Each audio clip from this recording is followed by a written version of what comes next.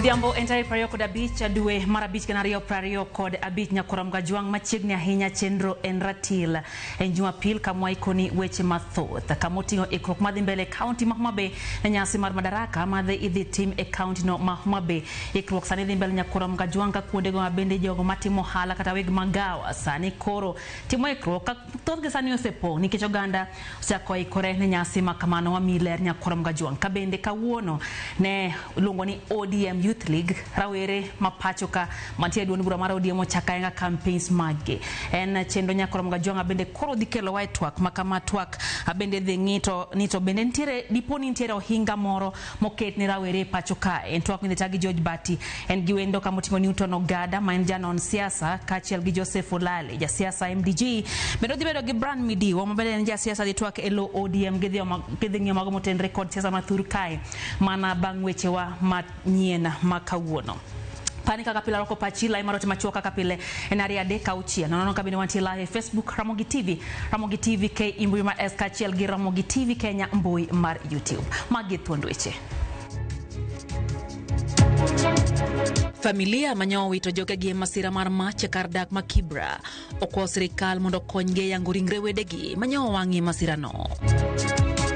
Tuwapokonye nafasi wale wa chuki, hasira, kisirani wanaotaka kutumia ukabila kugawanya wananchi wa Kenya. Jatend piny Kenya William Ruto se ojotelo makete tesri ma owacho ni nyao siasa mag pogo oganda kalore gi dhoudi mage. Hotel sani we are fully booked. That means nionge ngata masani nyalo go simo ni dwaro room mayudi. Jota magawa Homa Bay ni kod kinde maber kalore gi kwan welo masani medre alura no na ikruok na nyasi mar madaraka.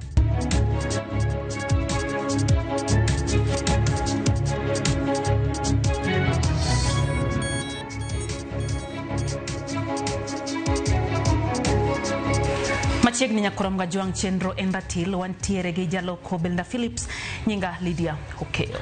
Jatend piny Kenya William Ruto oseogae ma duond bura mar DCP Rigathi Gachagua ma owacho ni medo nyao siasa mag pogo oganda kaluwore gi dhoudi mage. Ruto lose kadak ma Kibra kama owacho ni sirikal medo keto maino e bero ngima oganda jo Kenya kata doko ni jotelo moko kete tesre. Jafomoro Nyambaga chako na chenro mar ratil gi report no e yo machal kod mae.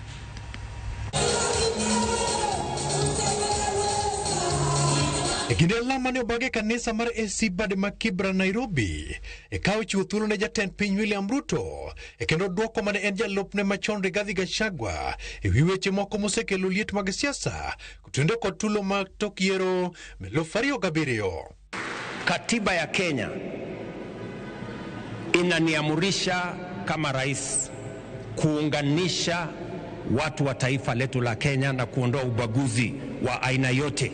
Tuwapokonye nafasi wale wa chuki, hasira, kisirani wanaotaka kutumia ukabila kugawanya wananchi wa Kenya wasipate nafasi katika taifa letu la Kenya. Sasa tuko na utamu ya handshake. Si mnaona utamu ya handshake? Kitambo kama tulichomeka, simu ya kwanza tulikuwa tunapigia baba. Ametumia pesa zake sana. Sasa zile tunataka kutumia ni ya serikali yako. Ndio tusikie utamu ya handshake. Ruto mane oten kod governor ma Nairobi Johnson Sakaja, jatend migawo mar jotije sirikal Geoffrey Ruku kod jo od bura odok ne sirikal mar manywanda magi koni dhi tieka kwede mag dhoudi. Kibra hoye! Nairobi hoye! Munasema tuungane, tushirikiane. Sasa iko wangwana pale ati wa siasa mfululizo. Nyinyi ni watu wa siasa mfululizo ama kazi bila break? Munasema ni siasa mfululizo ama kazi bila break? Ati munasemaje? Ati munasemaje? It is no longer about Zakayo. Zakayo is not the one writing the budget. Zakayo is not the one who is the Minister of Treasury. Zakayo is not the Minister of Health. So I want to urge Kenyans, even some of the leaders in my party, who have taken the advantage of putting blame or empty criticism as their way of politics. You know, your senator is a very good friend of mine, Senator Sifuna. I have told him that your senator, you know, kupinga maneno is very good, but it gets to a stage when you must take responsibility as a leader. Ruto bende oko ni sirikand Kenya Kwanza dhi gero tesend mach mabiro gayo wang' mag mwandu makinde ka kinde Kibra, Mathare, Kariobangi to kod alwora mag Nairobi. Na nimekubaliana na gavana ya kwamba hapa Kibera hii lazima tuwe na fire station. Ndio moto ikitokea zima moto inafika kwa madakika. Na wewe gavana nitakusaidia, tutakupatia ardhi ujenge fire station, ndio moto ikitokea Kibera manyumba isichomeke tena. Kama umenipea shamba hapo nitajenga station vile tu tumejenga station kule Gikomba. Tuwe na station hapo Kabarnet Gardens ili tumikie watu wa Kibra wote kwa jumla. Jatend piny odok ne chenro magero udi manengo gi ogonyore. Kendo tielo ni chenro no dhi loko ngima oganda kendo miyo Nairobi picha manyien manyangafu. Na tena juzi tunafanya enumeration ya Soweto pale phase C and D, nyumba zingine 10,000. Mpango yangu na serikali ya Kenya ni kuhakikisha ya kwamba tunaondoa manyumba haya ambayo yanaweza kusababishwa na kuchomeka kwa moto, tuwaweke katika manyumba ya kisasa. Walter Nyambaga, Ramogi TV, Nairobi. Kwa mbele nyakura mgajuang jogo mantire sekta marmagawa county Mamabe ya inyato ibo mama Mamabe manyasi marmadaraka mahigane ibiro bage juma manyien wayango nigi seketo ikrok makare marwa ko welo mathoth mabiro timo limbe county no aka reporter marwa county Mamabe ali beach lerono nyaka sani thoth magawa osema kendo pong karito manawelo mabiro donjoe. Ekindeni maudong mana juma chiel kende tibago nyasi mar Madaraka Day maigani ya laptuke mara la Odinga County ma Homabay tarik achiel madwe manyien. Weg magawa manitie boma ma Homabay kod alwora mare bende konege kore mar rwako welo mathoth mabiro yuoro e kinde nyasi no. Nyasi mar Madaraka Day no dhi ywayo welo mathoth mawuok e gwenge mopogore piny Kenya kod welo mawuok e pinje maoko mibiro gwel kod jatend piny Kenya William Ruto. Weg magawa go wacho ni giseketo ikruok malong'o kendo thoth magawa go osepong' motelo ne nyasi no. The preparation usechopo top gear. Kama nyalo wacho ni top gear, we as hotel we expect welo kuonde mopogre within Homabay and beyond. Hotel sani we are fully booked. That means ni onge ngata masani nyalo go simo ni dwaro room mayudi. One gi only 70 rooms to 70 wanyalo nyisi ni 70 go sani osekaute. Hiyo wakoro that avenue mondo at least wabikaka the hospitality industry mondo wanyis wendwa mabiro gima ginyalo yudo e Homabay waka mopogre gi counties moko maoko. Giwacho ni gin kod geno maduong' ni ola mar gidhi makare kata tok nyasi mar Madaraka Day maigani maidhi bagi laptuke mar Raila Odinga juma manyien kaluwore kod welo mathoth ma osebedo katimo limbe county ni. We as hotel industry we are going to be busy the whole of this year, devolution, I can tell you for a fact, need devolution as we speak, need tier rooms mabendo sebedu booked. The same way, korene no kawacha mo mabere Madaraka ni, hotel industry going bende di chami kendo maber e devolution. Tiyo kwa wiwa okunyal will, marogoyo ni awagawa na irokamano, kumiyowa, gimomiyowa ni. En nyasi makende mapokwa neno ga ina yasego waka. Nyaka sani mko magawa madongo mayudore boma ma Homabay kod alwora mare kuonde nindo magi ni osemaki kendo sani koro pong' karito welo kane gikone gitiyo machiegni kod tend rita kwe county ni eno ni welo mabiro dhi e magawa go eko obedo kod rita mowinjore. Waneno ka wan gi state officers, yani welo mowuok e migawo mag government to kendo mowuok e county offices. Wamedo rwakogi kendo wabiro rwakogi kata chieng' Madaraka Day no. Wasebedo gi chiemo maber, wasebedo gi moro maber kendo hotel waseiko maber. Wan gi hotels adek ma waseketo negi maber ma ginyalo yude kar nindo maber. Achiel kuom gin Golden Race ma be osebedo booked gi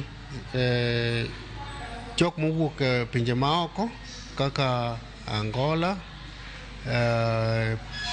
kendo pinje moko machalo Malaysia. Ali Beach, Ramogi TV, Homa Bay.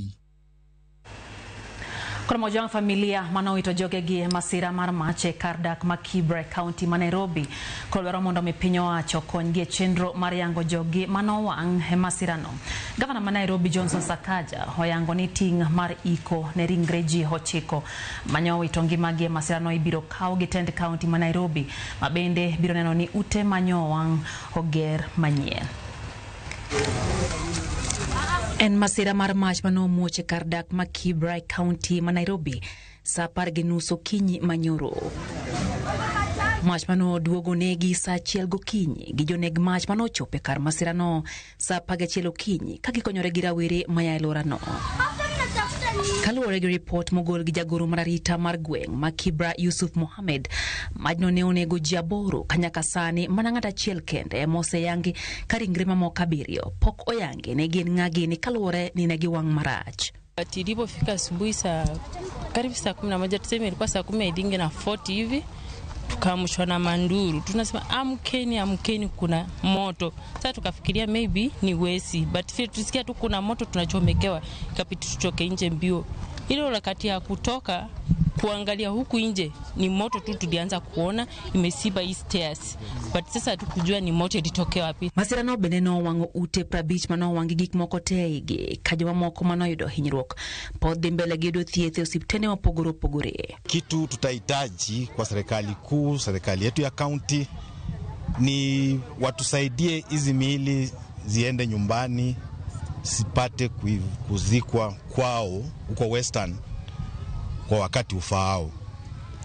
Tunatoka katika family ambao iko fukara. Kinde mano yore nyasi mar lamo e kanisa mar AIC man Kibra, Governor ma County ma Nairobi Johnson Sakaja osingo ni sirikand county no dhi kaw ting mar iko jogo mano wito ngimagi kendo gero udi manyien na jogo ma utegi nowang' kaluwore gi masirano.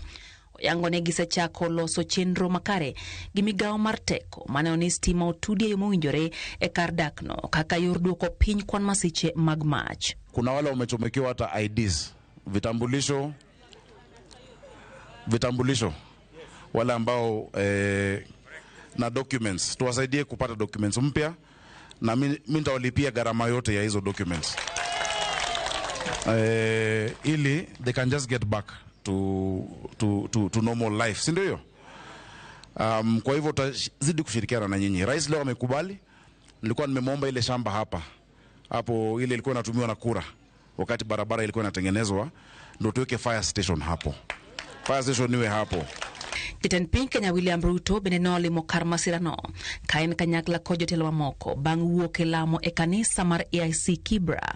Jatend piny kod jod bura kama oting'o mano ma Kibra Peter Orero otiyo gi thuolono mar twak kod jopiny kendo mwandu mag kony bende nopognegi.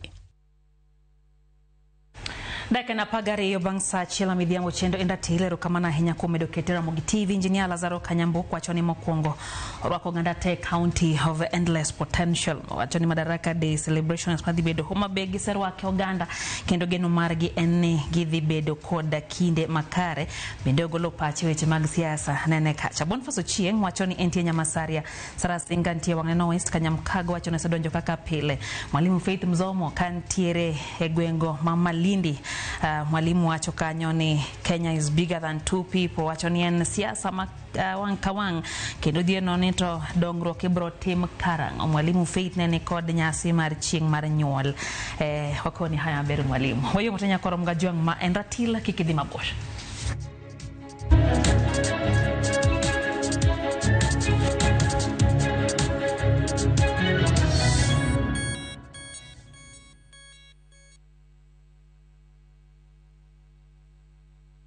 Let's go to Vietnam. Join View Travel's group trip from September 5th to 12th, 2025. Starting from $2,286 per person sharing, experience a 7-night stay with breakfast, overnight cruise on Ha Long Bay, Golden Bridge Walk and Bana Hills cable car, Mekong Delta and boat cruise, explore ancient cities, caves and temples, traditional basket boat ride, Ben Thanh market shopping. Secure your spot today. Visit viewtravel.com or call and WhatsApp 0703 254 254. View Travel. Dream. Explore. Discover. Royal Mabati Factory Limited, dukani achiel kende miyude rang'iny mamalo magoyo witado makare. Yud offers mawan godo ka ichulo atamalo 40, iyud mwandu molosi chieng'no. Yue mos dala ka wakelo ni nono maonge chudo nyaka e dhot. Gochnwa e 0722 638 838. Tim order kokalo e www.royalmabati.com. Weche kod chike mantie nyaka lu.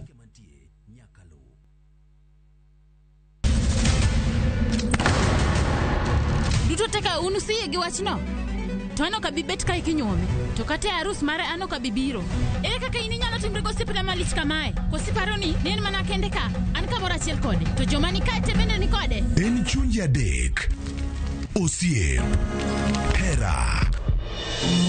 Koda timbe andhoga makelo chwanyruok. Koro onge kaka arus ni nyalo timo. Maye yawa. Ikrine wuodh parineti. Sigana manyiso kaka inyalo tem paro kod lek ma ng'ato nigo.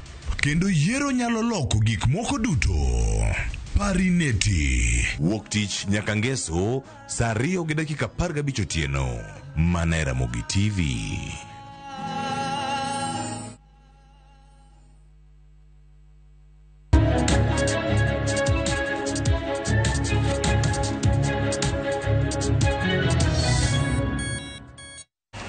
Machiegni kendo nyakorom Gajwang' chenro en ratil wadhi mbele gi weche manyien.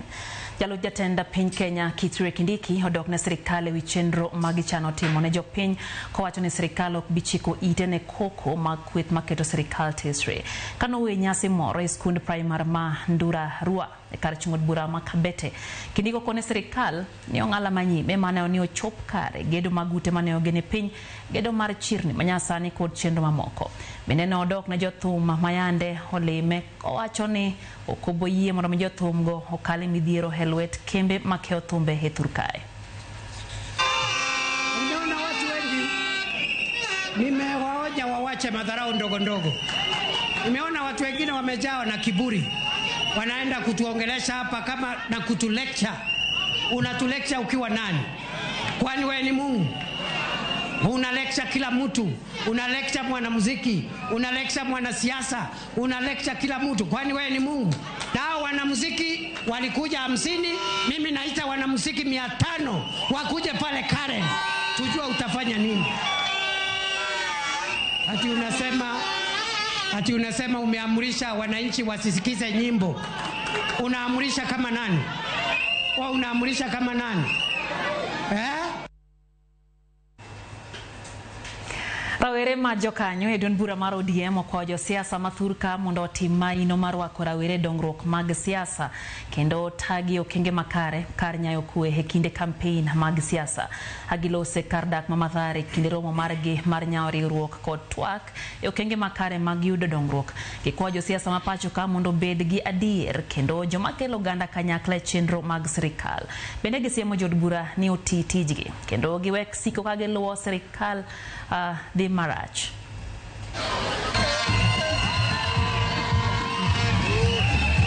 Nafanyaga hizi shughuli every month. So sisi vijana donje chama ginosa form ODM nitie wadwaro ni vijende omi position e ODM the same gi UDA the same gi moko mabiro to jotendwa gi wekelo division e Kenya to wanawacho ni youth for youth movement wadhi kelo amani Kenya to Kenya nyaka walind ok wanya wango Kenya kidhi manya attachment ngato tingi kaka okonego yud attachment alafu kiteko school onego dhi tim at internship yudo internship tek iluori gi mana gigik moko to bendalo dhi igni besudo. MP ameitwa kwa mkutano na PA wa rais. Ati Faruk Kibet ameita MPs wetu na MPs wetu wanakimbia wanamfuata tu kama flower boys na flower girls. Tutakuwa na chama 2027 kweli? Nasemekana pesa inalala Nyanza na kuna shule imepatiwa 87 shillings. Hiyo siwezi kubali. Mnakubali? Nikisikia kuna shule inapatiwa 4,000 surely hiyo siwezi kubali. Unakubali? Kama hawa watu wanataka tuwaunge mkono katika serikali lazima wafanyie Wakenya kazi. Ukweli uongo? Na nataka kuambia hawa waheshimiwa wenye kazi yao ni kutembea na kukimbia kuimba sifa sifa za Ruto, kwamba huyo rais hatutaimba sifa zake kama vijana wetu wa hapa wa Climate Works hawalipwi. Kaunti ya Migori dhi chiwo tamala par mar usuru magichoko kawuok kuom joriemb bodaboda ne joriemb bodaboda ka okalo kuom riwruoge mar Saga kendo ndiko moko kuom joriemb bodaboda e kuonde ma ichoke usuru. Mae gin moko kuom winjruok mochopie kod tend kaunti ya Migori kod joriemb bodaboda bang' joriembogo bende yie ne gidhi golo usuru ka ochakore odiochieng' makiny.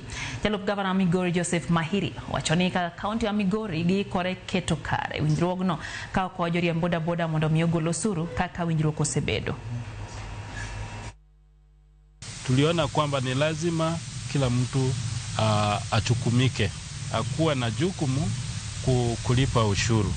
Wanapolipa ushuru ndio itatuwezesha sisi kama county government tuweze kutimiza yale ambayo wanataka county government iweze kutimiza, kama kazi, kutengeneza barabara na kuinua mambo ya sako zao. Kwa hivyo ndio tumekubaliana kwa ujumla kwamba ni jukumu la kila mwana Kenya, ni jukumu la kila mwana Migori kukata ushuru. Kwa hivyo ni jukumu sasa kama kupitia uongozi wa wanabodaboda waweze kukata ushuru ambayo uongozi wao wamejua na wameambia kwamba watakuwa wanakata 50 shillings per week. Kila kamba ambayo tunaenda kukua nayo tukue na mwanabodaboda pale ameachiliwa. Na ndio tumekubaliana leo kwa mambo hii ajira haitakuwa ni kwamba kitu ya mchezo hivyo, itakuwa ni kwamba ni kitu ya about kwa permanent. So it means by Monday kama itakuwa kwamba tunataka kuanza mambo ya ushuru, inamaanisha kwamba lazima viongozi wa county na admin na viongozi wa bodaboda zetu wako over the weekend wa ensure kwamba tumepata watu ambao wataingia Monday kufanya pale. Naomba wanabodaboda wote wa Migori County tusichukue hii maagano kama ni wa upande moja. Sisi wote ni wakazi wa Migori. Etielo mar ariyo mar sigana mamenyo midekre maringa maremo kara sickle cell anemia jafamara Simfroz Okinda medorango matute wi thieth mar tuono ma osekelo midhiero ne anyuola mathoth. Ma en mana mawalidhoni e thuoloni ka kuku mar sigano sa adek dikeloni matut ewi kaka sickle cell anemia irakruok godo gi anyuola kod chenro mag thieth.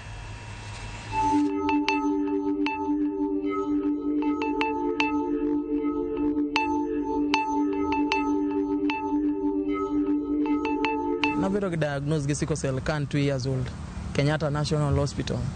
Kanyo mana bedo diagnosed. Nite daktari moro maneluo wachna. Ene professor. Ene modil no deal gi wachna ko nyiso mama wa kaka antie kaka tuo ni nyabet kaka inyatime. Ting mana romo igni 10.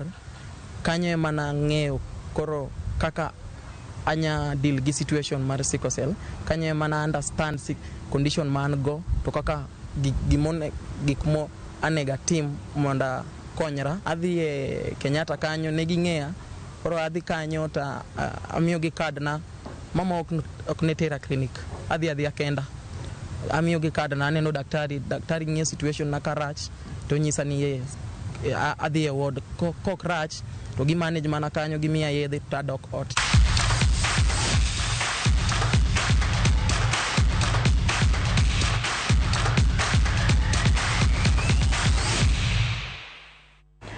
Wadhikelo ni sigano nyakura mgajwango gik saa adek gi kuku mare kotenre kod tuono mar sickle cell anemia. Wadhi mago mag tuke timba dhula mar Gideon Starlets no ochodo chunye Bandari Queens kendo ido thuolo mar idho ngas mar tugo lig maduong' mar Wakeni e pacho ka Women's Premier League. Tugo ne obagi e paw tuke mar Ask Nakuru kamane gigolo gi heo picha choma tok tugo wuok amodhi e dakika 90.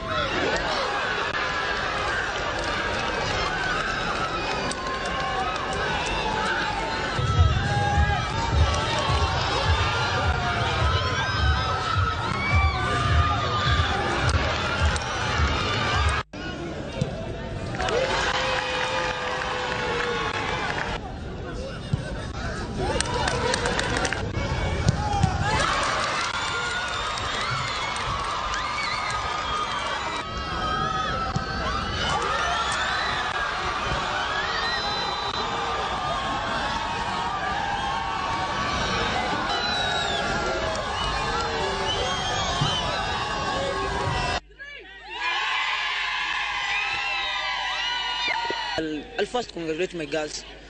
Hii game we had to have a winner. We have fought. The girls have fought. Penalty inanga mwenyewe. We have really tried our best. But naweza sema si upanga, but God had already decided. We will pick up from the mistakes we had and we'll come back stronger. Game imekuwa poa, being that imekuwa tough, lakini tume give our best na tumetoka na victory. Hiyo ndio kitu tulikuwa tumekujia. We have worked for so long and this is the time and we have won the promotion. Thank God.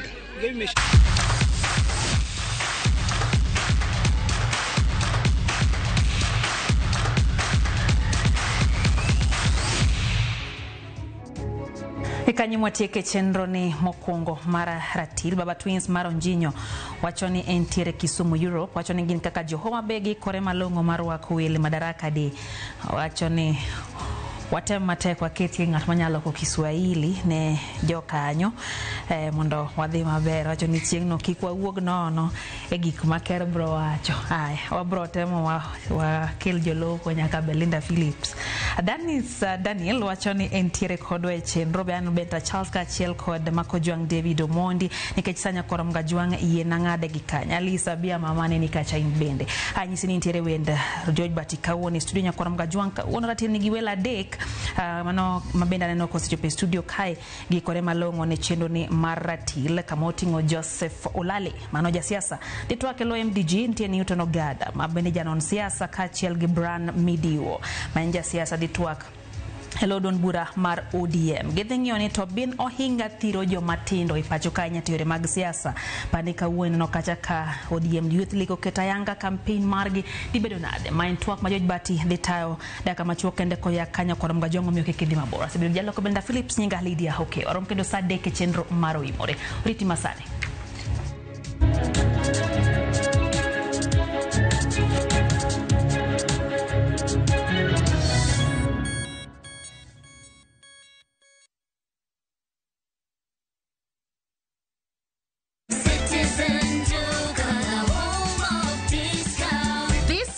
Amazing deals await at Mama Soko with Citizen Duka. Get skuma at 29 from 35 shillings, watermelon at 75 from 85 shillings, and long bananas at only 79 per kg from 89 shillings. It's simple. Dial *487*5#. Select the product you want, make your payment, and pick up your basket at any Quickmart supermarket near you. Fresh and affordable. Citizen Duka, the home of discounts. Citizen Duka, the home of discounts.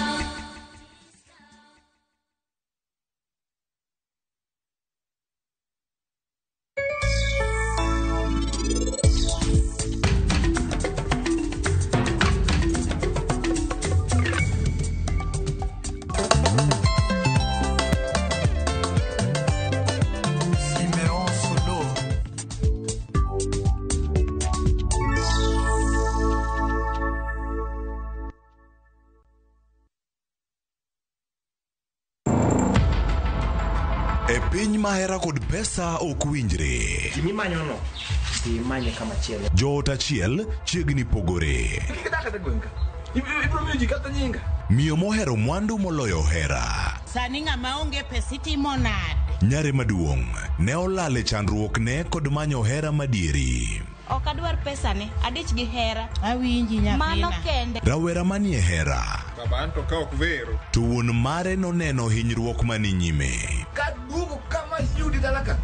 Ibro neno giwa. Miriambo, hera, makruok gi ng'ato. Irwakori gi pesa na, isomo gi pesa na. Kaito kadu awuyo kodi to kinya winjo manyisi. Ne en mula e Winam Cinema, Jumapil, saa 2 kod saa 4 otieno. Kik bai. View Travel takes you to iconic destinations: Paris, Rome, Santorini, Istanbul, Amsterdam, and more. Discover the charm of Germany, Portugal, the United Kingdom, Belgium, Denmark, and more European treasures. From vibrant bazaars to breathtaking landscapes, we take care of every detail: accommodation, transport, and expertly guided tours. Adventure, culture, or relaxation awaits. Tembelea Europe na View Travel. Visit viewtravel.com or call and WhatsApp 0703-254-254. View Travel. Dream. Explore. Discover.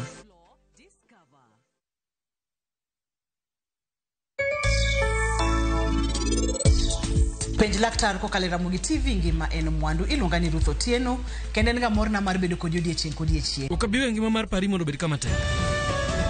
Sani an nyaka konye. Nyaka dhi koma entie.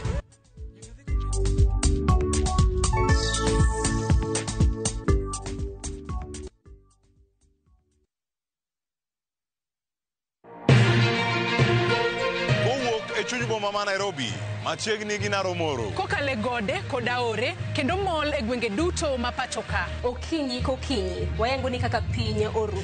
Ma en Rupe. Kama wami nonro to kod chal mar fwambo. Wa encourage conversation. Wamenyo ni weche mamako ngimani. Job restructuring kata state restructuring ok promise ni kiwitu tich ka, tili tich ka. Kendo in gi duola e mbaka oromo. Watudre gi reporter marwa ka en Homa Bay, Mombasa, Kisumu, Migori, Kisii.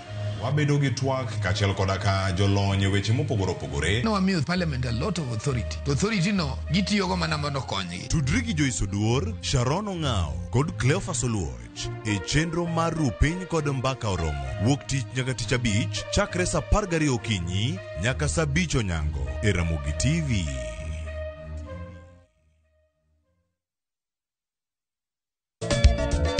Machiegni nyakura Monga Jwang' chenro mar Goma Owake. Wuok tich akelo ni mix mokwe. Kaito tich ariyo Reggae Owake, yani tunaongea na Majar Rastafara. Alafu tich adek nyakura Monga Jwang' akelo ni mana yani ngeni baka kiwasani. Tichangwena is kama nene, yani kitambo zama za kale. Alafu Friday, si unajua tu Friday tutafanya namna hii. Nyakura Monga Jwang' Friday sukuzo wake. Sapara kidaka paga big nyaka sapaga rio kod an PDG Papa Vic, yani ukipenda mzee kijana.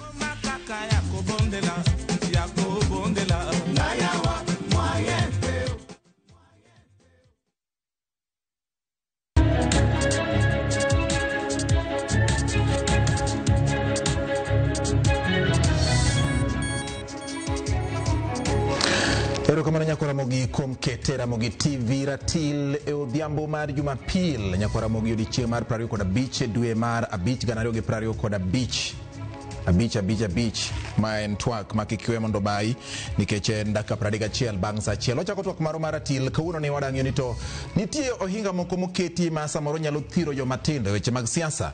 An gi oganda ma osebedo e siasa ka gi joma tindo giseluwo kuonde minyisogi ni mondo gilu, gisebende go kwan gi ng'iyo ni to ere yore ma inyalo ti godo.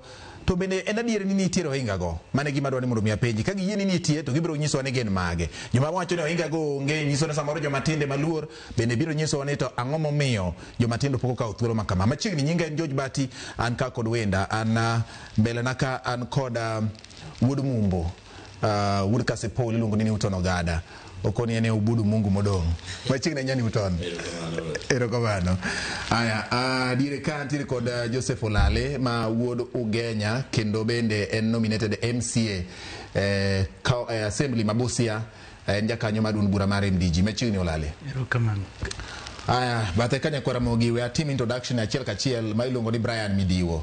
En jakanyo madun bura mar ODM kendo en achiel kuom rowere kata ojende makoro lek margi mar neno ni giketo ondamo, neno ni okodi ojende ahinya bende nitiere paw siasa. Machiegni uru e ratil makawuono. Gi penja achiel en ni jomatindo osebed kidie paw siasa. Achaka kodi Newton. Igini joma tindo nitie diyo tieng' diriyo. Moko diyo ni samoro ikgi pok oromo to ikgi oseromo. To kwang'iyo chien kucha to ok apar kidiyo gi nikech James Orengo donjo siasa ka en kijana. Raila Odinga donjo siasa ka en kijana. So king'iyo kiaye chien kucha to ne teka to ji manya. Koro tumia para ni ng'amo ikore motegno kadwa donjo siasa to biro romo gi jikucho to biro mna yiere. Joseph Olale, jomatindo mithuolo moromo e siasa gi demokrasia aparo ne nitie level modigi to nitie level mabe gidire kendgi. Level modigi mokwongo en kaka chama wa mang'eny osebedo ka handle jomatindo kochung'. Mar ariyo en kaka jowa mago kura osebedo karango jomatindo e ndalo machien mokalo in terms of ne siasa ma pinywa tinde chalo hala ma ka in gu pesa to japiny en kore ki jatelo maber, lakini do ka jatelo maber seche moko onge capacity ma siasa no ma pesa koro ng'ama winje onge. Mar ariyo seche moko wabe wadire kendwa ni wan kaka jomatindo seche moko moyudo thuolo modonjo e telo to kwadonjo to wiwa wil mokwongo ne watindo to ne wadonjo aspiration ma jomatindo wadonjo to wariwre gi joma wayudo kuro. Example mayot aneno gimoro e TV ka e wach rawere ma chama mar osiepenagi ka kijana moro ywak na rawere koro nyaka wuog kodigi to for the last 3 months kijana ne aseneno kosego piche gi jotelo mopogore opogore, koro kawuono goyo jatelo manyicha neno kogo piche nyiso nodire owuon to seyudo thuolo. Erokamano nya Brian Diwo. Yes. Odigi jomatindo. Erokamano ahinya Bati. Mokwongo an kaka ng'at ma rawera to rawera be tiende ng'eny e siasa ka ok anyalo wacho ni an rawera nikech ase interact gi ji mopogre opogre, jok modongo e siasa, jok monyuol e siasa, jok ma kawacho ni jok monyuol e siasa, jok monyuol gi jo siasa, to jok ma bende telo ni piny kaka sani wan gi former governors, former senators. To gima ntiere ka ema mainyo mono jogi mondo mi vijana nafas. Vijana nigi kech mang'eny to gin gi tama. Koro yudo ni samo mi vijana gi thuolo ma kata matin to giyudo ka kech ma gin go kata tama cha miyo koro giringo gidwa ni gidhi koni, koro msimamo be bedo maonge. To sama msimamo osebedo maonge, koro kata weg chama kata party leaders be koro tamo gi trust wa kaka vijana gi kata ticket margi. Yes. Ma nyiso ni gimane owach gi Newton kachir kulale ni samoro vijana diore kendgi. Yes, vijana diore kendgi to thoth gi diore nikech tama magin go. Samoro osemi vijana thuolo mar mondo mi otel, to komigi thuolo ni to gidwa chako koro gigo ng'wech ng'ato donjo ka to koro sama gichako donjo kama giketho ni vijana machielo nikech koro jok manomiyo gi thuolo go chuny gi dhi kaluor, wacho ni koro to ng'ane ni ma en kijana ni nyocha nwamiye to setimo kama, koro kwachako wamiyo vijana moko gidong' vijana gi be dhi chako timo kama. Koro nitie kaka vijana bende dire to komachielo bende jotelo gi kata jok manie thuolo madongo kata mambele gin be nitie kaka gidiyo vijana nikech ker ma mokadho Migosi Uhuru Kenyatta nomiyo Moody Awuori thuolo ja higni 90 ka nyocha ne ker mar pinyni, to sechego ok ni ati rowere onge, rowere ni ati. Yes. Okay. Unalena no ka gino changa gimo mori. Igni prochike momori koso no ka. Erokamano Bati, ing'eyo anaparo na as far as one agreement about wadire odiwa, but gima osiepna ni raise bende ma make sense en ineno ka ochiw thuolo, and anawacho na I'm a practical example ne an party leader na en kijana, ok en kijana na en youth but pod en ng'ama tin, but I'm very proud nobedo MP koja higni 31 and nobibo bedo mjumbe.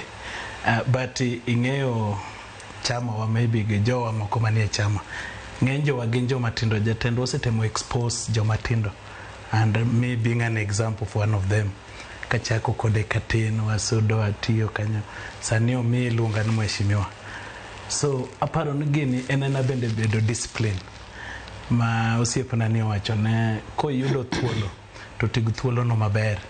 To achiwo ga example ma kama obi owacho ne jomatindo ongo patience in odiechieng' idwa chal Simon Makonde na idonji siasa wuok tich by tich adek idwaga ni bed ng'ama duong' by Thursday ichako koro pingo joma nyoru akie manye gin jotendi ka ok winjre matin isedari dhi opponent ne ichal ng'ama blackmail e buoge so mane gik ma cartels chemoko some of our dreams but penj ni patience en guma ber bedo kao thuolo ni marangon to apa ne ang midwa igini kidwa long term tibedo patient kidwaro machielo ariyo mapile pile to ginen ogada pognwa ka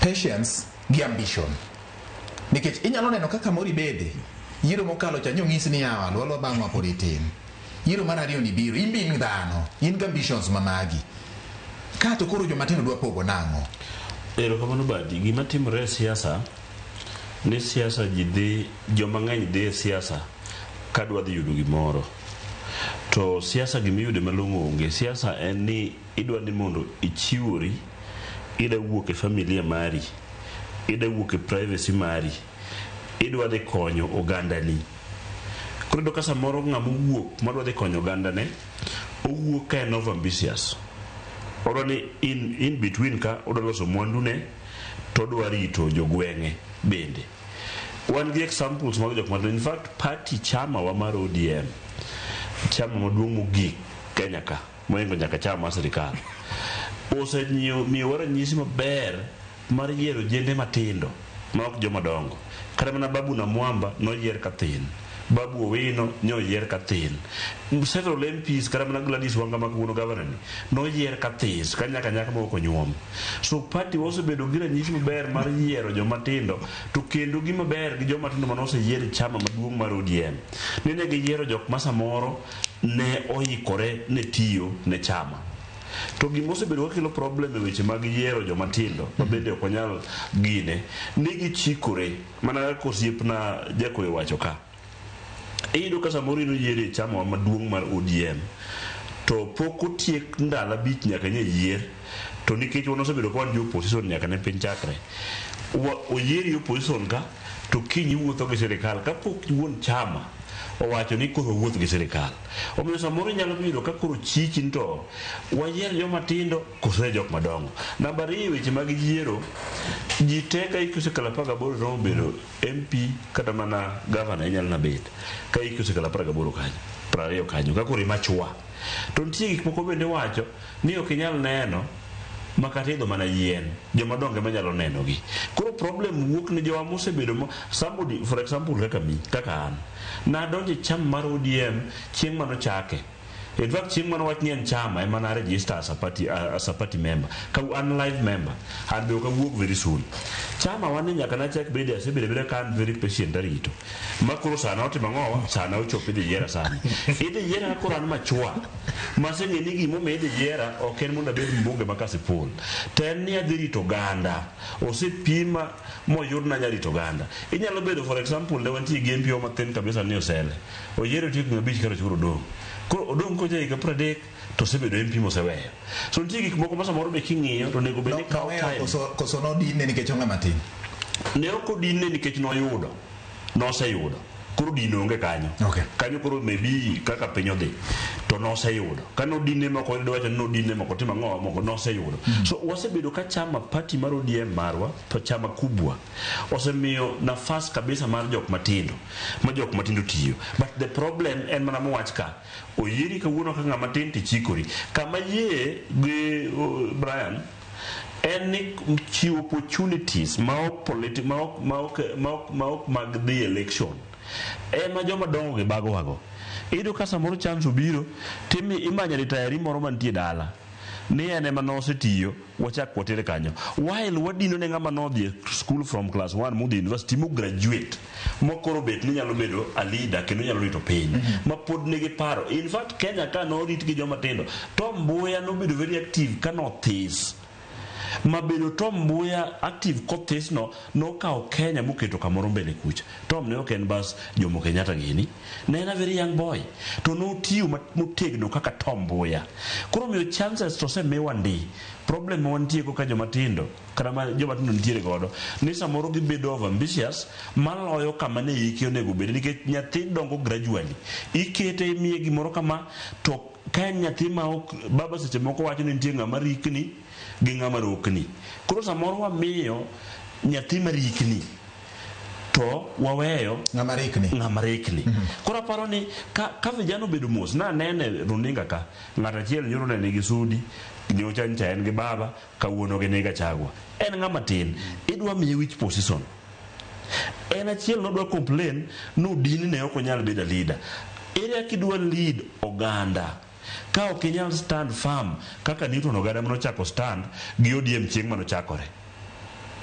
Awinjo kamiwacho no gimoro biro kani patience mane gima biro rito horuok bedo ng'at marito bedo ng'ama hore ka iwuotho gi joma moko. Brian wacho ni kaka Ogada beno wacho ni nitiere positions moko ma king'iyo tuno ka chaka gimidino ne joma tindo. E demokrasia mag duond buche mag siasa kare demokrasi ma bende wacho ni Kenya en piny mirito gi demokrasia kata ma tiyo tayo tijene kaluwore gi demokrasia. Ere dicho ng'ato neno kidiye kamoro to wuok odhi kamachielo nikech mano gimokete katiba ni Kenya biro bedo gi duond buche mang'eny ma kineno kidika tino ka thuolo nyayudore kamachielo to inyalo dhi kuro. Olali biro nyisi ni samoro ne en kata mana ng'at ma samoro nochung' chien kucho kodongo neno ka samoro ka duond bura achiel ne duong' ahinya kendo ne en kod siso mar to koyudo ka kanyo okodhi maber wuok sani koro en mjumbe ma en MCA ma samoro dipo ni en kamachielo de koro kenti demokrasia chupo kanyo wacho ni koro mato koro demokrasia otingo ji koro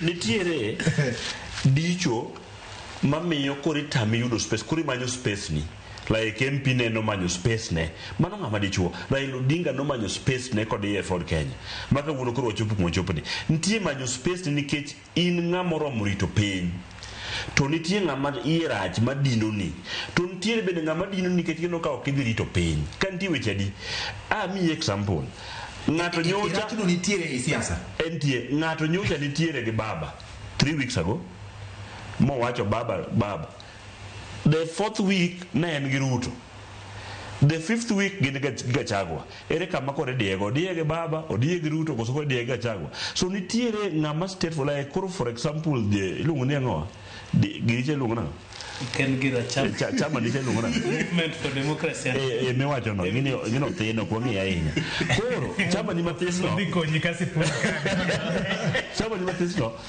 yudo space mabende we are likely hoping ni kwanya bedo gi jok manyalo manyo their space to gitiyo gi chama kubwa mar ODM to koro onge dirruok cha koro ok watamore ni ng'ato nyalo manyo space but imanye ka in ng'at ma humble ing'eyo gimidwaro like chama gi mathisni ne gin humble gi gima gidwaro gido gima gidwaro so gimoro neno kuomgi be koro ginyarito ganda yes olalene no kwa Newton ochwainya Brian abiro iri yes moko gadwa nyiso Newton chama molongo ntinni bro konye mbele ka winjo nodwaro kasipul to kakwa winjo weche iwacho gana nyek mama ni seche moko nyalo resi kama mama ni nendo dhi iduol maleo koro kanga mama diomo kiduolo bokonyi chama ok tin keche MDG is the second largest party in Nyanza to be in Nyanza mangima mano kende party ma party leader ne no year I want you to be very clear on that mano kende party leader Nyanza mangima maneno year to wan wawuok akiwacho maber ne dicho nontie to ne wawuok mondo wakel gimiluongo alternative thinking na otamre we wachak sani iwacho chama uduong' ting'eyo bati bang' yiero mokalo MDG noringo modonje sirikal bati nolawa lap inja ni lap wanawa wantogo jolugo kiang'o chieng' kiang'o bang' ndalo matin koreka Newton Ogada gineno gumane waneno bang' yiero koro gibende gibiro koro wheelbarrow ting'o wato ting'o gi koro sani gidonjo ot gidak en sudru wabed mbele te kanyo chak ibiro gima ne waneno dani chak gineno sirikal nikech kata osiepna ni mchiegni ywak na ginano ka sirikal e piny kantie gik mokariyo. Number one, sirikal emorito piny en men gi resources. Chama onge man go pesa, mama endeleo, dhano onge man go pesa, gigi duto gin mag sirikal. So sirikal ok en nyaka bed nugone kura. Teka ni chulo suru i Kenya ka, you are entitled to government projects by right. To ok en ratichi mibeti the ot wacho ni raticha sirikal okel nakela. Sirikal mamalo kelo atamala 15 counties. Magavandewa osetigo ka king'eno. Then wadong gata malo 85 mar yuto ma piny. President dak para to nchal ong'ena de ndara makasipul rach dwa lam. Ong'ena de jo kasipul dwaro siro. En ng'ato nyaka bed mo kasipul madhi dwaro gige sirikal through ministries through other things. So sirikal nyaka dhiye. Emanego manyocha jowagi odiyo wago manok kata dira weri nyocha gidiyo wago. But sani nyocha gifwenyo ni sirikal emanego mwandu magibiro.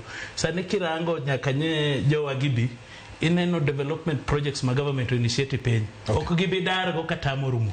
Gigo bro dong kaka singo. Koro nyaka jo wagi wapuonjgi ne sirikali betie. To kudonje sirikal kuro kendo dwa umiu tuba nyaka dho uye kuro. No miwa mano ratichwa. Okay. Olale penjo mara aparo ni temo lero mathoth kutende gi sirikal. Dicho mawa weni. Demokrasia chopo kanye nikech gima ogado wacho ni samoro nyaka ibed no wuo kuom horruok rito. Temo wacho ni gado wacho ni nitiere kama koro dichuo wacho ni amba neno karomo rito piny to jogi kang'iyo gi mbele kacho kadhi chope piyo wamany nikech anyalo wuoyo go ganda mondo winja. Demokrasia chopo kanye kaineno kodi kamoro achiel kidhi kama chielo. Aparo na sani MDG and perfect example majowa gi oriposom na kifil no di tibedo go paro e chapter 4 ma katiba article 38 wacho no ng'ato ka ng'ato no ratiro mar bete chama modwaro support ng'amodwaro moko chune. So kisefwenyo kaka sani aneno wacho no an jotelo ODM no chiwo thuolo jotelo matindo mariek kabisa mochiwo example mar Babu na Mwamba Babu Owino to gin kanye nikech mokwongo ne gin joma sharp kabisa. So norpo bene ingen tigo miluongo generation jogi biro dhi joma tindo biro. Jowa matindo gi gin kanye. Adwa no wanya winjre kod en sani ichama gino ng'ama sani koro dimo gik dicho mwaywago ni en ng'ama iluongo ni Babu Owino. Kako timre ma onge ande neno kaste moko opogre paro gi chama okiweche mang'eny en na opinion. But kore wacho ni kore no rach en andhoga en ang'o nikech ofil no diye iwacho pache odiye ibedo go paro mopogre gi seche moko paro ma ji ng'eny go mane ma wan kane watimo to ndalo no kawawuok ODM no diwa to mane en gavana masani no biro kamoro ni Sihai mo wacho nwa ni joluo kia dongruok joluo ng'e chama irali godie chieng' go video. Lakini neno bang higni abicha uchel sani kantie gavana mawacho wach maendeleo kabisa moripodhio kwa sirikal en gavana mare. So wadwaro ni dicho ni oken kati yor telo kende any spaces mang'eny en ka demokrasia wacho ni dhano nyalo wacho pache to miji thuolo ma wacho pachgi timo gimoro gima duong' kaka oganda at long last wariwre. Brian midiwo serito wach. Brian gimoro ne nitie mane soki chaka gi kacha.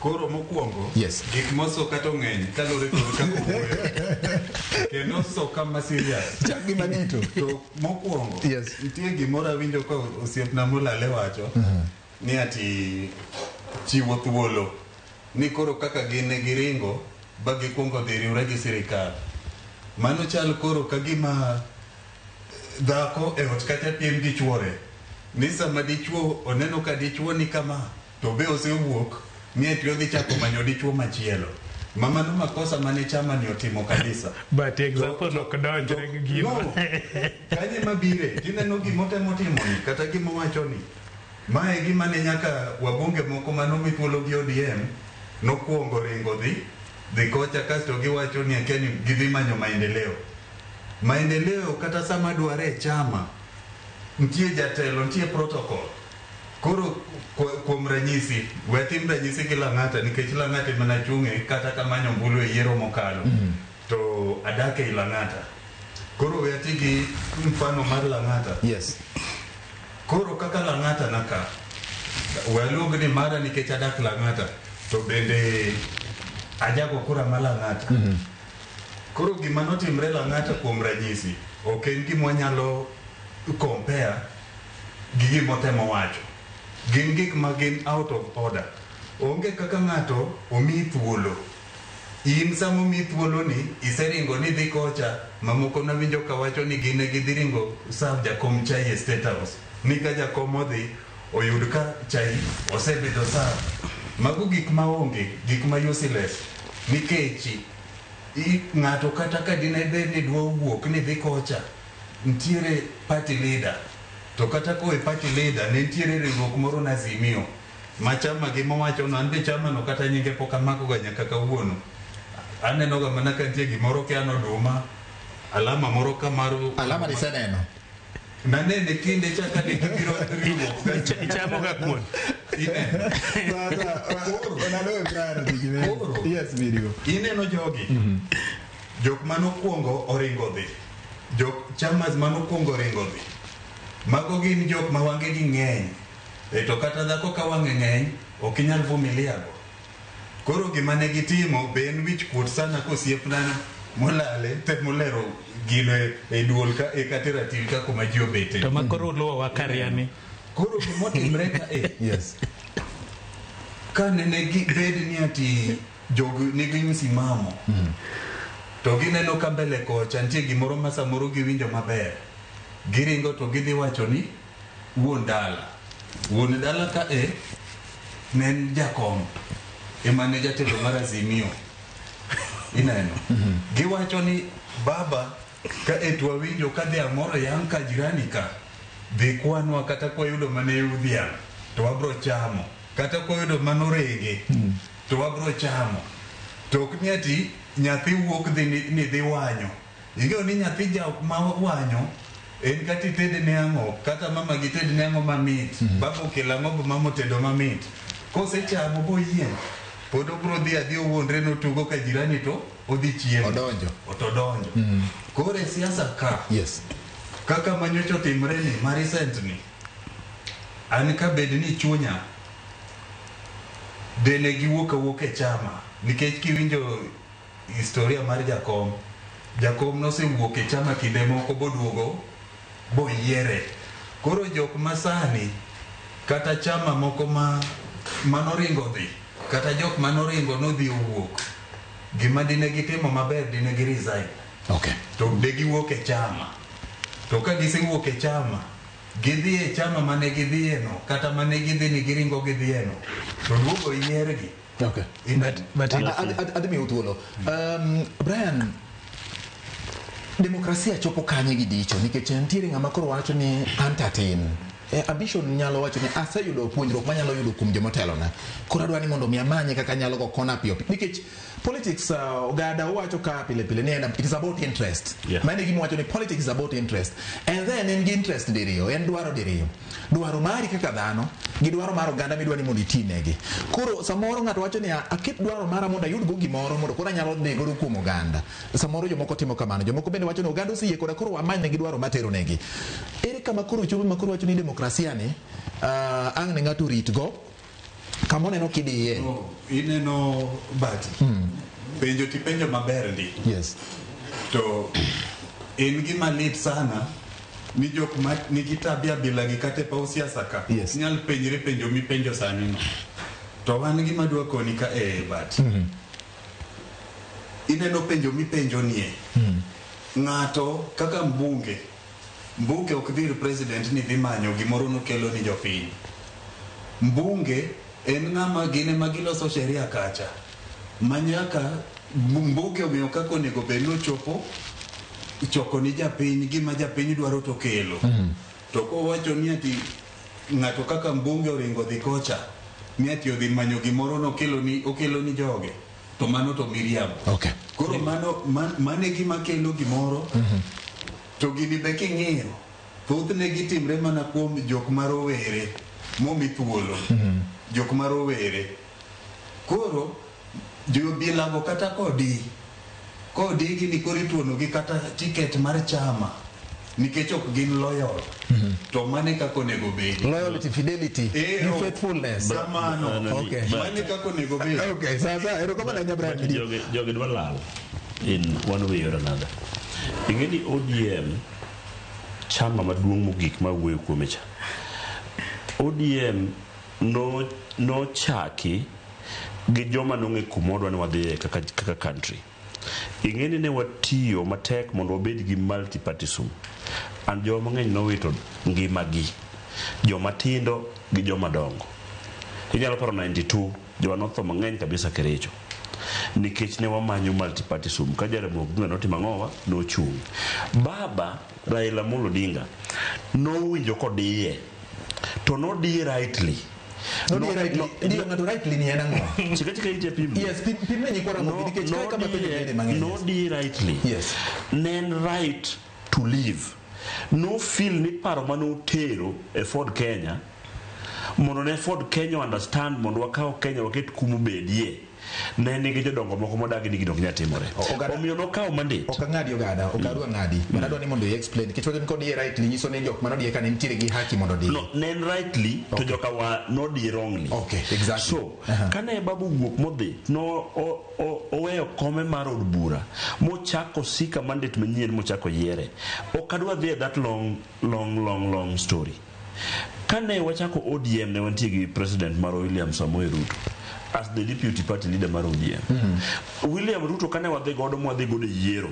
Waduto ne wang'eyo gima notimore. Mane piny ok obedo gi kwe. Maji mang'eny nochako wito ngimagi. Ara ne mondo correct jok matindo mapod okia siasa maka.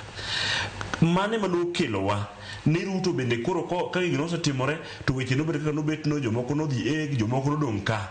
Omiyo ne giriwore gi Uhuru Kenyatta mondo gi form the alliance mane gidhi godo yiero mane gikawe kane gikawe no. Kawa biro ka. Iparo ni Ruto nofil ni nodiye kinde no oda midi wadhi mithuolo. Iparo ni Ruto nofil ni nodiye e kinde no sama nowuok no. Mar Ruto ne okodiye. Mar Ruto ne system. Ingeni siasa ka gikowuondre. Siasa ka ntiere kama oganda ni korere oganda ni to ginyalo yombo oganda cha. Kuri manyo yo moro moganda nego keche wacho ni siasa en about interest. Mane motimore between Ruto gi Uhuru Kenyatta. Adwa nyisi gimi no ken genuine. Kawuono they are not the same way kane gi election. Omiyo kakoro no chopo sani. Wiwa kik wil ni nitie joma notimo makosa mar chikruok e ot manyien ka gikia e odno. Wang'eyo gima notimore Kenya ka last year mar 6. Kakoro sirikal mane jo di something odonje ni gi ng'wech. Kora neno the first thing in my lifetime ka bunge iwang' kama ne gidonjeno iwang'o bunge gik moko timore ne gidonjo kanisa ka ok ging'iyo kata pend chik mar Kenya maka ning'iyo ka ne doho mar Kenya ng'ado bura nyoro tido ka Azimio was the majority and their minority which means nok giluwo sheria ne girikni kapok girokni. So nomiyo Kenya bedo state ma Kenya ne kethre to nikech Baba Raila Amolo Odinga en ng'at mang'iyo mbele kuchucho oneno Kenya owacho ni Kenya duong' moloyo waduto nowacho ni kata ne gisingo gidhi kamano wakony Ruto kik Kenya mondo tim ang'owa mondo wan kawuono giwacho kapok ochopo ka Ruto kapok ochopo kama kori konyi Ruto sani nikech ok apar ka ni maybe ka nitiere joma nodhi Ruto ne gin joma tindo mane temo dhiro dwaro margi kopo ni mano ne en sama Ruto wuok moriwore go Uhuru bang' yiero mag 2007 ipango sirikal Ruto being the party deputy party leader mar ODM then ofil ni owinjo bed ni kete obed deputy prime minister Raila Odinga to Mudavadi ka wiketo to Ruto bedo gi ichwang' ni ang'o momiyo mak tim don ka en ranyisi mar bicho ingeni bati nantie noyudo kana swede strong mar ODM Ruto noringo because odo bedo deputy prime minister but gima ne timre ni region balancing no kodiye ne okodiye nikech nomiye ministry nomiye minister mar agriculture mabe notime maber mogik ne okodiye so gima temo kel ne joma matindo gi mano de oyawo party moko matindo gi explain. Jogene jo ODM, Ruto ne jo ODM, jo MDG ne jo ODM. En mane ot kosebedo maduong'. Dicho. No, ot kosebedo maduong'. To nyithindo moro siemo lo moro ko dala kocha, moro bi ket dala kocha, nitie miduong' go. Koro jogo mano osedhi e miechgi, wigi owil gi dala. Gin gidhi kucho, gichikore gi jirani. To ka koro ne udhi kuno, kaka jo party machama matindo gi, to chama maduong' obiro, be koro gi space kuno. Idio okay. Asire gima wacha medi Brian utikamiyo lale yes gima jatelo gada wachoni en gima very important. Awinjo ko wacho gima muhimu kabisa. To gima wachoni ing'eyo ni bende otimo ranyisi kuom jatend piny masani kaka ne nowuok. To nowuok e yo makare. Ok ni ati nodhi ni tielo moro ni koni to tielo moro ni koni. Nowuok to nodhi ba giduogo giriwre gi ker makoro nowuok Uhuru Kenyatta. Ineno. Nowuok e yo makare ma ji nong'eyo nowuok. Koro gima timre sani. Ang'o momiyo nowuok midiwo? Ka en gima dipo ni nitiere feeling mar dicho ni e iye. Ma ok watete adund bura nikech ng'ato nitiere e iye. Jogi odwa chomo wach tir. No, ing'eyo. Ing'eyo ni ati mokwongo an kawuoyo. Awuoyo kaka ng'at mong'eyo ber mar chama mar ODM. Nikech kata king'iyo Kenya ka kata East Africa, kata Africa mangima, onge chama minyalo pimo gi ODM. Ineno. Ma bed ni ati chama nyuolga ODM ema dikoro sani onyuol nyithindo mang'eny moloyo. To gima timre nyithindo to yes chama nyuole gi nineno kata wan gi governors, wan gi MPs mang'eny. Ineno. To gima timre ka ji wuok to ji ok e yo makare. Ni ng'ato tielo moro ni kata tielo moro ni. Kodi winjo bed ni wuok nang'o midiwo? Kodi. Yes. Kodi kose yieri kuom ranyisi wabunge mokari adek manokwongo dhi ka. Yes. Kane gi feel nodigi ne gindika barua to giwacho ni ati wan koro waneno ni kocha ber, kocha imiyowa thuolo makare, ma bende kwadhi kocha wadhi kelo maendeleo ni jopiny kaka wadwa. Koro kane miya dakika matin. Koro ka dine bed ni gitimo kamano, be sani di koro onge kata ng'at mawacho wachi. Alright. Erokamano Bati. From discussion ni achako go osiepnani okodi. Osiepnani odire owuon. Because osiepnani en ng'amoro po ben understand wach dicho moingo wa mwabet kani kopogre koda. Kech osiepnani an kawuone kang'e lakini wuon gi neno osiepna. To bende no kali dicho no. No, ineno wach mar dicho. Nitie gimotemo wacho. Wawe atiek. Nitie gimotemo wacho ma ok donjre koda. Ma beda bedi ni wane bunge sani nikech ata dhi donje bunge. Jo piny la kata ka dhi miya telo 2027. Ma beda bedi ni wanie bunge kanyo. Da wacho mana ni ati Mr. Speaker is out of order. All right, sir. Oro gimatimre. Wachen mara. Ineno dicho, yes, wachen mari. To dicho mwawuoye en mar rawere manigi tama. Ok ni ati di ni ati kata kineno ber kocho pinyala. But kineno ber aratiek. Kineno ber ka. Wuoga tidhi kacha tiwach ni ana yudo kuma ber. Ana wuok. Awuok. Okay. Mani gimwa. So gima adwa wacho. Yes. Anani od bura. So adwa nyiso osiepna ni od bura nitie tij adek. Representation, oversight, kod legislation. Wacho ni MP ongera kumadhie kwecho nogo chonge pin maendeleo. Ni president. Representation en kao ywak kata dwaro mar ogandani titero kamone giterie mondo giyudgo magidwaro. So onge kuma makosa nitie ka MP makasipul odhio bochomo sirkal. Ing'en guma warango mopogre. Order. You're getting out of order. Protect me. Gimotemo wacho. Owacho point mabe kuma wache TikTok. Lakini owacho point ni ati mbunge onego bedni dhi manyo maendeleo ya serikali. Lakini samodhi manyo maendeleo ya serikali ntie procedure kaka hivi manyo maendeleo tok ni ati ng'ato dhi kaka en. But aparo ni protect ibudho. Yes. Onge kuma nitie makosa kama ujumbe otero dwach jomotelo nene serikali. Nendara mowuok kaka dhika en class C ma national government. to dhi ochomo minister kata PS mo push mo keti budget molos mane representation ikawo ywak ma jo mitelo ni nikech onge kuma dikawi ywak titero chama ma MDG kata ODM no implement government ma implement projects. So wacho no mjumbe koripo dhi kwa dongruok e sirkal ken paro ma pod joma tindo kako siepna go to dwa dhi od bura to jo Lang'ato report mne vetting motegno. Mar ariyo en legislation, en loso chik madonjre go dwaro mar oganda to kalure gi chik ma Kenya. Emomiyo ineno gimo miluongo ni Division of Revenue Bill ni chandowa. En chik ma iloso matimo pok mar mwand piny kakitimo. Mar adek en oversight. En ng'eyo to sirkal ni nyowa tero projects to jowose choko suru. Sirkal nowacho ni pandara mane wakwayo. Budget orumo poko pae, poko tim anything. Pesa mane waketi budget ni odhi kanye. Magetije mjumbe. So, Kizungu wacho, no, there are 3 arms of government at national level. Judiciary, legislation, and executive. They are independent and also interdependent. Okay. Gichunka kendgi, lakini at some point gidwarre. Nikeche budget ma sirkal tigo ikani bunge. Okay. Koro mogik, madwa wacho ne jowagi. Wacho ni chama kama wagi, ne chalmiyo modhi we ododhiria. To dhiria, okiot manofil no chandre. Karia kucha, oido konya dak maber. No riembe kano konyuolo kotimo chako nyuol kucha. Chuore oluwe karia kucha. Koro dwa dak kode karia. Koro nyise ne sud wadagi ka. Koro kara karia ne rach nade. So adwa nyise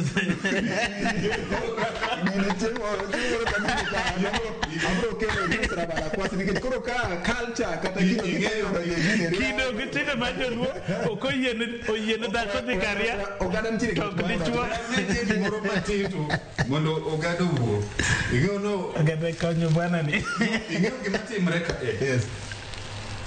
nitie gik ma samoro osiepwa ni wacho olale nitie gik miwacho but apenji iwacho ni ati nyaka mbunge dhi ir ker eka mondo yud maendeleo to koro king'iyo kata kuom ranyisi Luo Nyanza kuma tiendwa nitie kocha koro Luo Nyanza kacha kuom ranyisi nitiere od bura ma Ugenya kinde chande kanyocha poko broad base ni obiro nene okapar ka od bura ma Ugenya nene ringo kucha ni this state house ni dhi manyo dongruok oganda konyo na bwana ni matimo nitie gima kuma bire to kata kowe mano wawach ni ng'ata mano yier gi chama mar ODM kinde noero ne podi wapingo sirikal to kata sani pod wapinga na ni sama gitimo gima ber to be wago tik kori neno kuonde mane jod bura mag ODM ok noringo dhiye ka koro manyiso ni gin ok ne giyud maendeleo bati no ntigi adwa konyo 1 minute ing'eni nitie politics gi development. Yes. Politics en mogo sanini, development en mitime ground. National government niga lokeso NGCDF wantie gi kera kura all those things gin gibedo implemented kata mbunge onge, which means ni for example Kopi Wandai poko bedo gi mbunge for all this time but gik moko timore because budget no setim ma nyiso na location mar constituency no nitie wantie gi by elections mang'eny in the country but poko nyu mayuak ni yoro ne okopa nikech you don't have the MP. Yes. So the president ne de manyo kony to mano samoro kony mar odi Kenya constituency ido ka for example awuok Homa Bay County. Homa Bay nigi constituency aboro. Constituency aboro gin tiere a national government to devolve government ma irito gi county government ma bin tiega location from national government and tax mechulo piny kucha. Gima watemo wacho ne the president okrach nikech entie enja Kenya kendo en jatendwa but nitie procedure medego ni Nyasaye no wacho ni ichopo ire kalo kuom ng'awa kuom Yesu. So in our political life yesu wagin political parties wa so political parties wa ntiere gi party leader. For example, kan bunge makase pul kaka dibet ka wuono ni. To okanyal di manyo President William Ruto. Tawera ila. Ka okadia penje kako paro gigi monego watim. Because development osebiro already without me. I'm very sorry, near go Moscow, based on the joke as a poll. Because no way to our beloved MP. But Oknyal stop, Katamana Basari Makin, Oknyalo when you communicate Kuruongi. Because Gik Mokorose will devolve from national government to county government. Kurugi Mata Monte procedure, Medon Jogoda a sitting room, Kata Dine. Emasa Moro Kata Kilugo party. Ndijo mwana nuchimka okulogo ndijo bok nyal bede line grande gene dika mito okay to nitiere procedure meluwo kichope ngowa e soup gimote munyiso jo matin dike aparo debate makawuono no dewa kata ok otimo ngowa kata ok odiwa gimo watimuru ni kata mana kawo dokwa dongan jaluo iyudo kan tiere procedure kata mana mar chiemo ni wuoyi maduonge makuongo toko ne joma tindo to ntie nyathi matin moro ma in go ma en e wang' moko nyari to toko cha. You can learn that character. To baba Raila Amolo Odinga ma wuon ODM party osebedo japok maber nikech kata mana MDG makoro wantiere gi MCA mareka bende baba podo koringo podo koriembo gi kata kana wedo gi kuno podo komul gi na nenie social media ki wuoyo oburu wuoyo ngati cha be wuoyo sama ne gi wuoyo wachon party leader ok ngata party leader ok ngata an ngata Raila but sama ne gi wuoyo no ne nji some unity okwatamore multipartyism nikech we fought for multipartyism. Ne wakedo mondo wayie ne kila ng'ato nyalo bedo gi political party mare. But kata ka wan gi political parties, let me help my brother here. To dwani political party ni kidhi ng'iyo political parties ma Mount Kenya giriwore kanyakla gi support one person. Onego bini ka untie gi MDG as a political party. Mano woka mane wacho ne mano ngisi ne riwru kanyakla ka sani ywa. Ngene kata gi ywa mono is the problem. Political party matindo. Political parties matindo gi. Onego bini ka gise de genwango to giduok gi form giluongo ni collusion. Collusion ni nyiso wane ya ka kiny ODM. Okay. Kech ma assistant party mar ODM. Ka kiny ODM ni kata mana sick bed. Not that we're not dying anytime soon. In fact, let me tell you kapoko ngada. Ngeni after KANU the ODM party kende mosebedo more than 20 years to be the onge serikal to be nige members moloyo the ruling government koro kiki wuoyi giri mathini gimotemo wacho watemo jiwi ni kin ka ODM onge to wanyalo konyi mondo ibed party maduong' but sani to oganda ne gimedne gimed nosiepwani onge serikal moro amora manya survive e Kenya kama onge chama mar ODM manyiso ni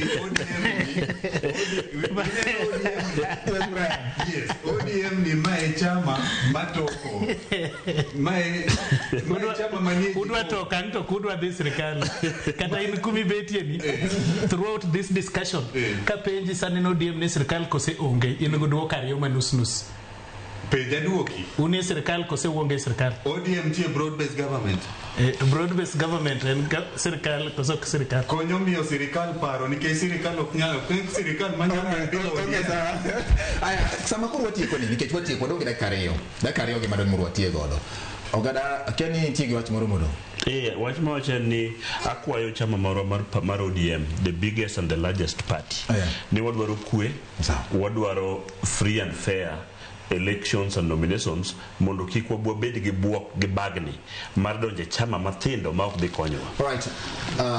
Olale Joseph. Erokamano, anadwa wacho ni chama koselos onge chama matin kata maduong'. Chama en chama, maduong' en chama en manyo members, rito members, make members aware what they stand for. Anadwa wacho na osiepewa ma jo ODM wan pok wagorega kodgi lakini walemo nigi negitum gigi ka gitim wabe gimiwa thuolo watim mondo jopiny obed demokrasia mar yiero na winjo lale gu party leader ne ko wacho ni gichung' ne ma wawinjo osiepnani bende gi jotende kowachoma then japiny bet gi yiero ma koseyiero to kwa wach gimoro ni kochopo sa campaign kaka last time to chama ng'eny Azimio tinyisowa na Azimio ruma wasi koro kidok kucha to en 6 piece so ka demokrasia no betie to koro kan ng'ama tin 6 piece to en achiel kuom gik ma iwacho ni dio ji so kako osiepnani ka umakore kono to en ng'ama tin ta fil nuwiele tanyisen bi winjie ka pach nyalo donjo mondo ka jopiny oheri to pod ginyalo miyo opportunity ka pod idak ka. Sawa Brian kitieko. Erokamano. Mokwongo ano ne gimia dakika moko abich no you bedi setieko. Koro ing'eyo mokwongo aduoko erokamano mar bedo kodwa kaka wuono. Erokamano ahinya. Mar ariyo agombo pimo ni jowa manyocha nene bedo mosotamo apimo ni gikowuok kokadho kuom chama mar ODM jok maneno kuongo kwalo ng'wech da gombo mondo chama kik wigi wil gi wachno nikech kuma thuolo kaie to wiyo kwilgo makata kapo ni kadho kanyo bineto iduma iwacho ni ati matuol to mano tuol loyalty dhano nyaka bed loyal ni chama kasto mogik aduoko erokamano ni jo Lang'ata constituency as a whole mantie mane ochung' koda e yiero mokadho to kendo sani wameda yiero ang'eyo ni gin gi challenges mang'eny magibiro to abiro kanyo to wabro tatua gi kamoro sasa bro biro erokamano Brian Midio erokamano Joseph Olale erokamano Gada Newton kuom yudo thuolo mar biro ka Nyakwaramogi en geno gi gombo kata ambition kaachiel kod interest mago gik moko ariyo dwaro mar yudo gimoro kendo chopo lek mari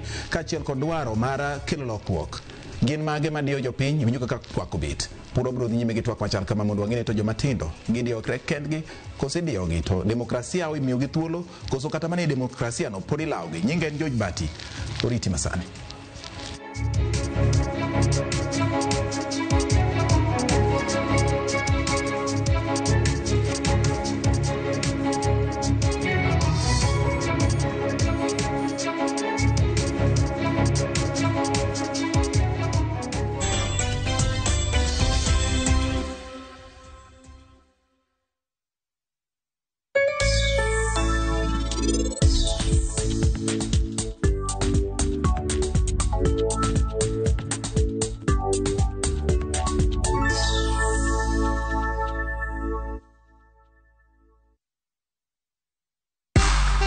Unauza kuku